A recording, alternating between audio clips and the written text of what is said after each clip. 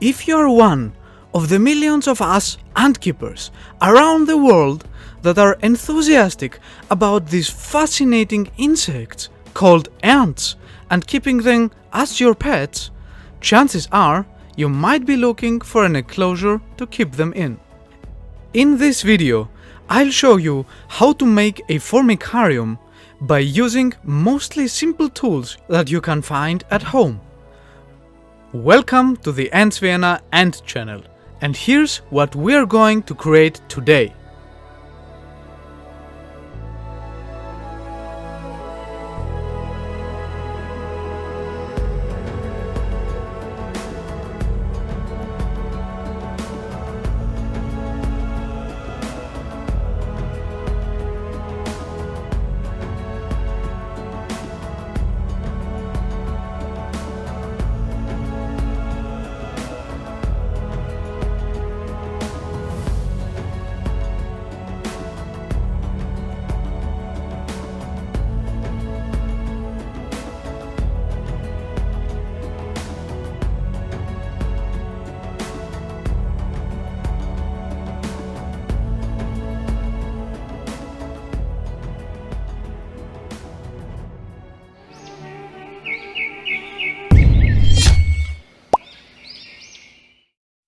Okay, so whether you're a skilled do-it-yourself or DIY builder, or are just looking for ideas and tips to create your first homemade ant farm, I can guarantee you that by the end of this video, you will have learned a whole lot more when it comes to making ant farms for your queen ants and colonies.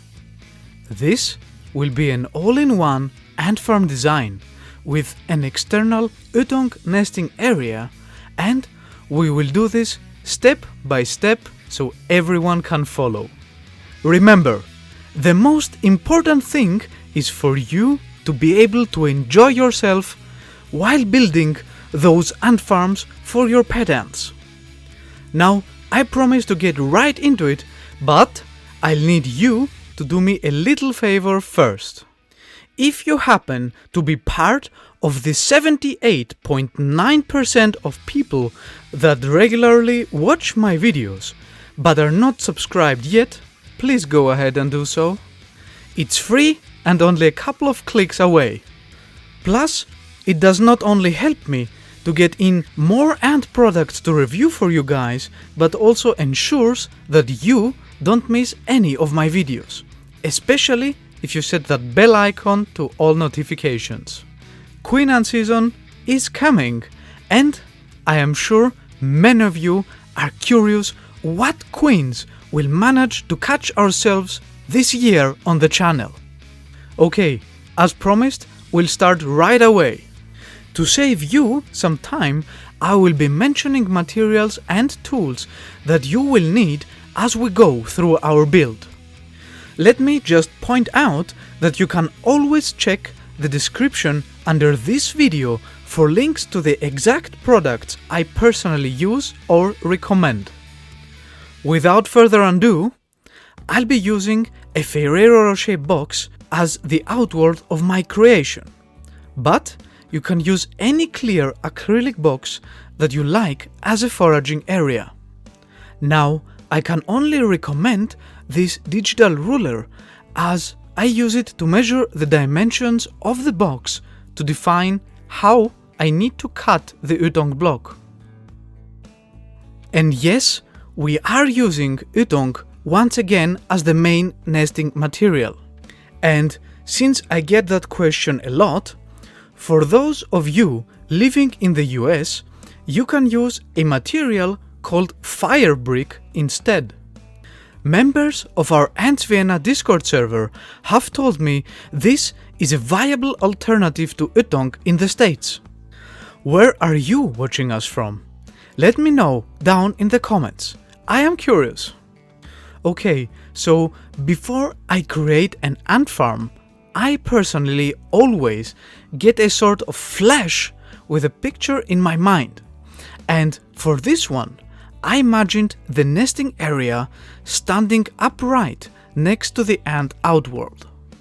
Therefore, I've got to chop away the uneven part of the Ytong block here first, and then proceed cutting off the part that I need. A 2.5 centimeter thick slice in my case.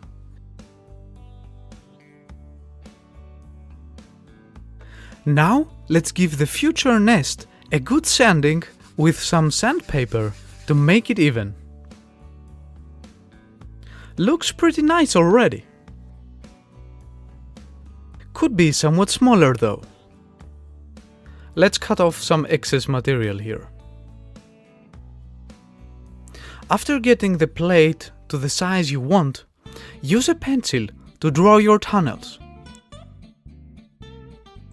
I had a few ideas crossing my mind while I was making this. After you've marked your design, proceed carving it out.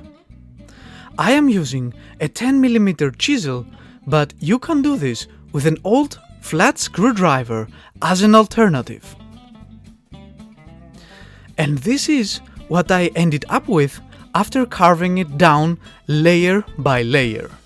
I will be connecting my nest and outworld with some tubing, so I make sure not to make the hole too big. We want a snag fit here.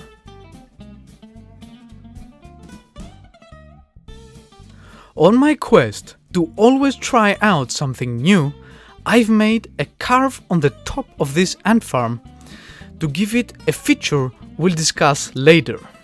I plan on fixing the glass on with some screws, so it's time to make some holes for them. Use a drill bit and rotate it by hand to make sure the material doesn't break off and the holes don't go all the way through. To keep things practical, I want everything to sit on a wooden plate, so I can easily move the whole setup around when it is occupied by ants. That's why I mark the piece of wood I need and use a little iron saw to cut it.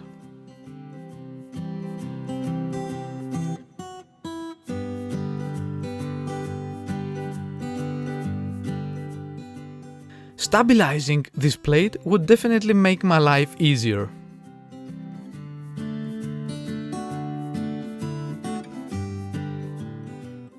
Okay, now we have our wood piece. However, it's still rough around the edges. Time for a sanding. Let's switch back to our nest for a second now. Here's the progress we've made so far. The next step will be to paint it. Before that, it has to be clean though. This fine dust definitely needs to go, as the paint won't stick well otherwise. It also is unhealthy for your pet ants if you leave the dust inside. So, the most practical way I've come up with is this compressed gas duster. Of course, if you don't have or don't want to buy one of these, you can always use another option, which is to just wash your nest thoroughly and let it dry for a couple of days. Cleaning? Check. To paint our nest, I've come inside since it's already dark outside. To paint your nest, you are going to need a brush and some non-toxic acrylic paint. The color is of your choice, of course. I'll paint mine with this vibrant green variant. And voila! Starting to look good now. Make sure to hit the thumbs up button if you like this video. It helps me out more than you can think, guys. Also, let's measure this up really quick, as a reference for you at home.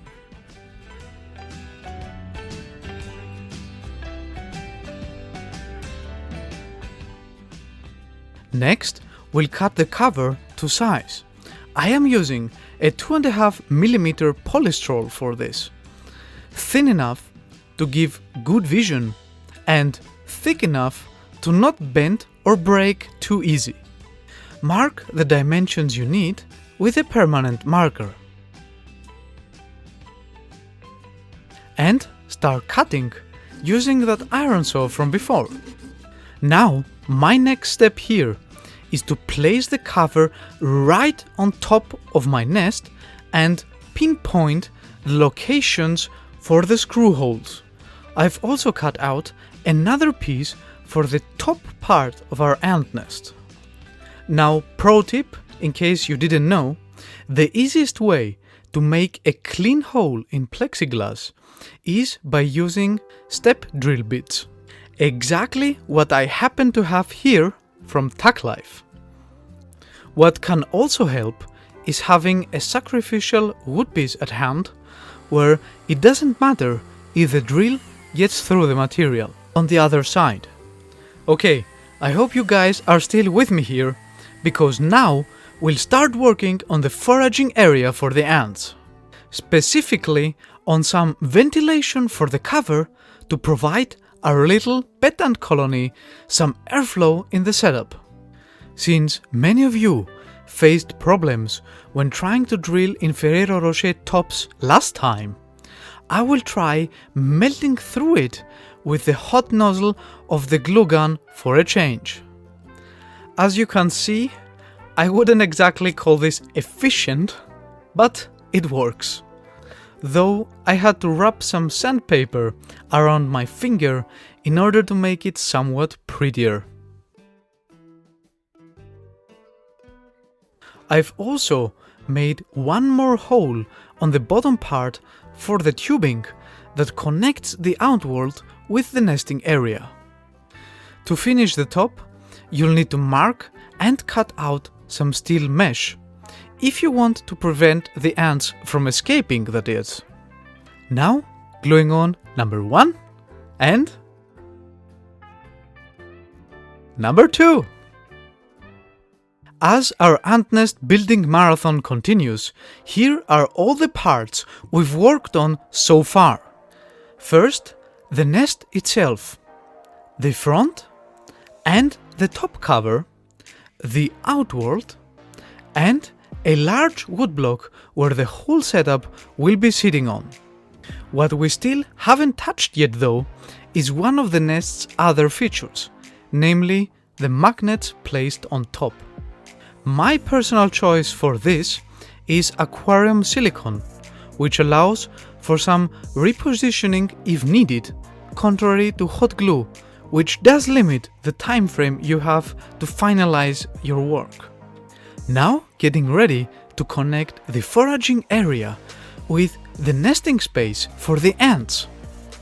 Now you see me applying silicone like a madman here to prevent any possible ant escapes. Even the tiniest ant species won't be able to escape this setup. Alright, anyone want to take a guess what's up next?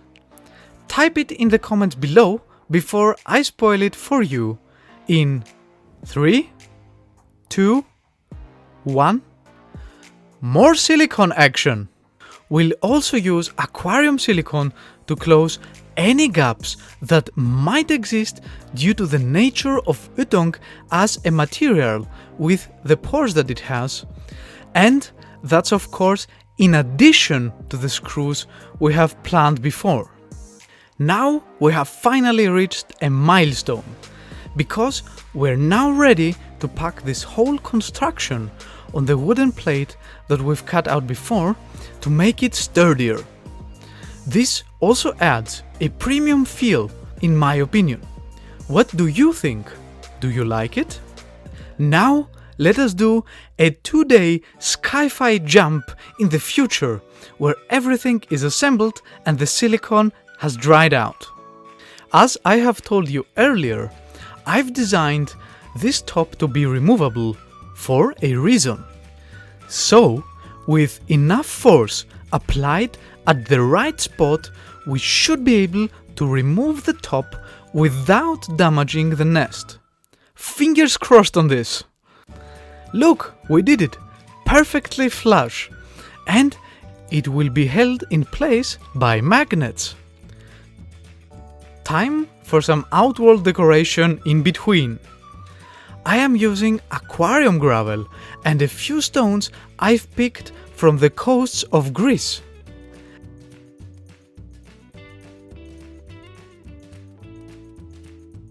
Now, is there anyone who doesn't like peeling off protective plastic? I know I do.